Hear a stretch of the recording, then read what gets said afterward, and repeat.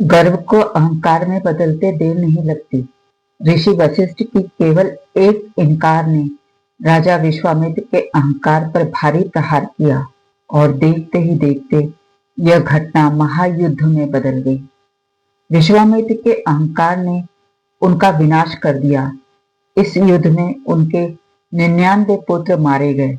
ऋषि वशिष्ठ के यहाँ विश्वामित्र का जाना उनके पतन का कारण बना। वैदिक काल में विश्वामित्र एक प्रसिद्ध राजा थे। एक दिन वो युद्ध में विजयी होकर अपने हजारों सैन्य बल के साथ लौट रहे थे। रास्ते में ऋषि वशिष्ठ का आश्रम पड़ा तो वो मिलने चले गए। ऋषि वशिष्ठ ने विश्वामित्र का खूब स्वागत किया। कुछ समय के बाद विश्वामित्र ने ऋषि वशिष्ठ से चलने की आज्ञा मांगी, लेकिन वशिष्ठ ने उन्हें कुछ दिन और रुकने के लिए कहा। विश्वामित्र पशुपेश में पड़ गए और सोचने लगे कि यदि वो अपनी सेना के साथ रुक गए तो वशिष्ठ हजारों लोगों के खान पान की व्यवस्था कैसे करेंगे।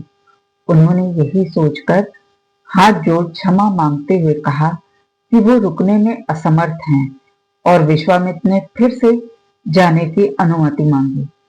लेकिन ऋषि वशिष्ठ ने फिर जोर देकर आग्रह किया और राजा विश्वामित्र को रुकने के लिए विवश कर दिया।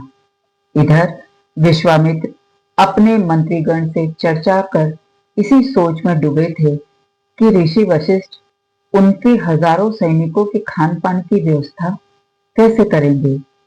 तभी उन्होंने देखा कि ऋषि वशिष्ठ अपने कामधेनु गाय को खान पान के व्यवस्था की जिम्मेदारी सौंप रहे हैं। राजा विश्वामित्र जब भोजन करने बैठे तो थाली में तरह तरह के पकवान देख उनके आश्चर्य का ठिकाना न रहा। उनके खास सहयोगी भी हैरत में पड़ गए कि यह कैसे संभव हुआ।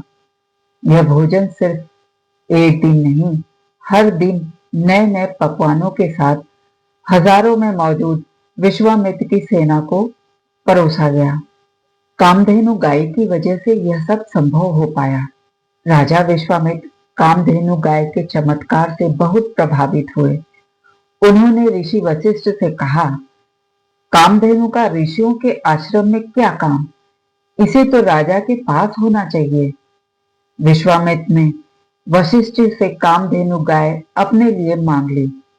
ऋषि वशिष्ठ ने कहा, राजन, चाहे जो हो जाए, मैं कामधेनु नहीं दूंगा।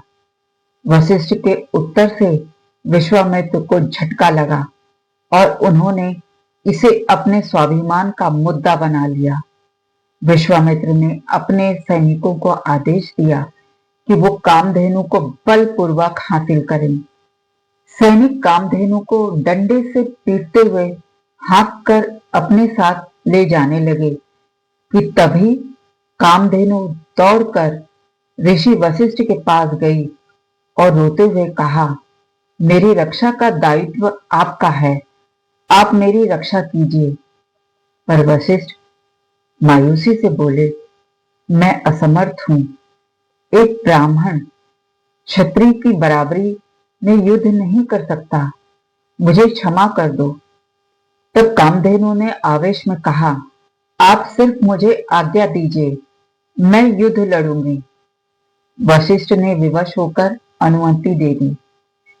कामधेनु ने अपने दिव्य चमत्कार से एक सेना का निर्माण किया, लेकिन राजा विश्वामित्र की सेना ने उसके सैनिकों को काट डाला। कामधेनु ने हार नहीं मानी। उसने दोबारा नई सेना खड़ी कर दी, लेकिन विश्वामित्र ने इस सेना का भी सफाया कर दिया। यह देख ऋषि वशिष्ठ भयंकर तनाव में आ गए कि अब राजा के सैनिक उनका और उनके शिष्यों का भी सफाया कर देंगे। तभी कामधेनु ने शस्त्रधारी सैनिकों की टुकड़ी तैयार कर दी और उसने राजा विश्वामित्र की सेना का सफाया शुरू कर दिया। जब सेना नहीं बची तो विश्वामित्र के 100 पुत्र लड़ाई के मैदान में कूद पड़े और वो सभी ऋषि वशिष्ठ को मारने पहुंचे तो वशिष्ठ ने उन्हें भस्म कर दिया। केवल एक पुत्र को छोड़ दिया। एक झटके में 99 पुत्रों को भस्म होता देख विश्वामित्र बुरी तरह से टूट गए। वो पत्थर बन गए। जब शोक गहरा होता है तो आंसू सूख जाते हैं। इधर ऋषि वशिष्ठ ने विश्वामित्र के एक पुत्र को जीवन दान दिया, लेकिन विश्वामित्र स्वयं को संसार का अभागा पिता मान रहे थे। विश्वामित्र ने अपना राजपाट त्याग दिया। उन्होंने अपने जीवित बचे पुत्र को सत्ता सौंप दी।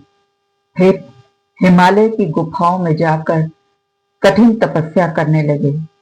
कथा का सार यह है कि अहंकार का रास्ता केवल विनाश की ओर ही जाता है। आगे की कथाओं में विश्वामित्र के महर्षि बनने की कथा हम सुनेंगे और देखेंगे। ओम नमः शिवाय। जय श्री राम।